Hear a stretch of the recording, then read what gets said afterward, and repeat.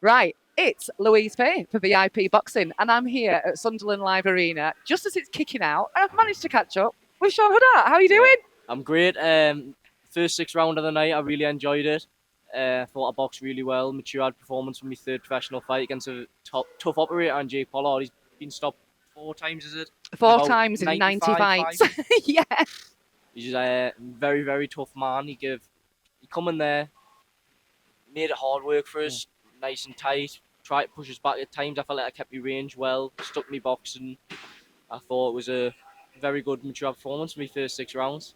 I'm It was happy a with it. fantastic performance for your first six Yeah. rounds. And what was really interesting, I think in the first round, you kind of sat down on your punches a little bit, and Yeah. you were going for war. Mhm. But I don't know what was said in the corner. But after that, everything came from the jab. Yeah. Everything came from that jab, Uh, and then you started to break him down. yeah. Um, and we know Jake Pollard well. You know, he fights in our shows regular. I've not seen him tuck up the way that he did, that you made him do, Mhm. in a good while. So that's testament to you. Yeah, I think it is as well for a 21-year-old to make a man tuck up like that who's only been stopped 4 times. I think Yeah. it's a really good achievement for his first six rounder. I come out. I was trying to load up a bit too much at times. Obviously, Jay up me coach in the corner tell us just stick your boxing, keep out of the jab, keep the feints. The speed's what's going to keep him tucked up, not the power, Yeah. because he's experienced power before. I'm not going to be no harder than 95 people. You know what I mean? Just keep that speed there, keep the boxing, and I'm happy with my performance. If I'm honest, I thought I boxed really well. I tell you who else. I think it's your dad. Was it your dad? What was he wearing? Cream trousers and a black top. Oh, it's me. Guy at the back here. It's my mum's uncle, Was Kev. it? Aye. He was in absolute tears. Uh, Honestly, he lived every second of every round.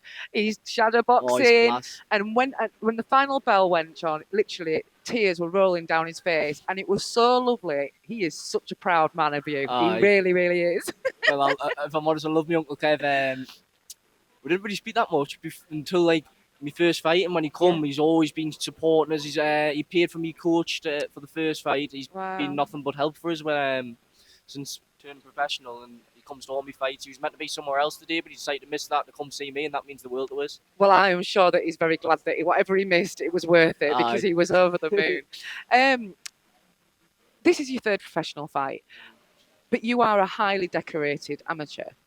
Coming into this, do you feel pressure? Do you feel like you've got to achieve a certain thing in a certain amount of time? Or are you really treating this as it's a completely different sport? We've not got pillars on our hands anymore. There's little gloves and these are big boys. It's a complete different sport. It's not amateur 3-3s, tippy tappy, trying out Box point and move, someone. yeah. You could box the head off someone for 6 rounds. If you're doing an 8 rounder, you get stopped in the seventh. What's the point? Yeah. I mean, it's all learning these fights, and I'm doing a lot of learning in the sparring and the fights in the gym. I think I'm improving a lot as a professional as well. I'm sitting down on my shots more, not bouncing as much as I was as amateur. Because I had a very amateur style before I turned pro. Obviously won 7 national titles, which is which is mint to be fair. Considering when I first started boxing, I had 5-1-1. I didn't win a schoolboy title or nothing. I was pretty rubbish if I'm honest. And then I went to Berkeley and the coaches there got us like that straight away. It's just confidence boxing. There's been some great amateurs over the years come out of Berkeley, Oh, hasn't there? So it's like a bit of a train for it. Aye. And the thing is, you've got an incredible corner as well, and an English title that's come back to the gym this weekend. Last weekend. Do you take inspiration from that as well, in the sense just the sheer experience that you've got in your new gym and in your pro gym? Yeah, definitely. That was Jacob's first time, like fifth lead in the corner or something. And for the game plan he had for Mark boxed unreal for his English title. He totally outclassed him. It was a great fight. It was the best fight there, and I don't think many people were talking about it as much as they should have been. So I think that's a really good performance for Mark to win an English title, and he's only going to move on to bigger and better things. I think because he got that loss in Japan. Yeah.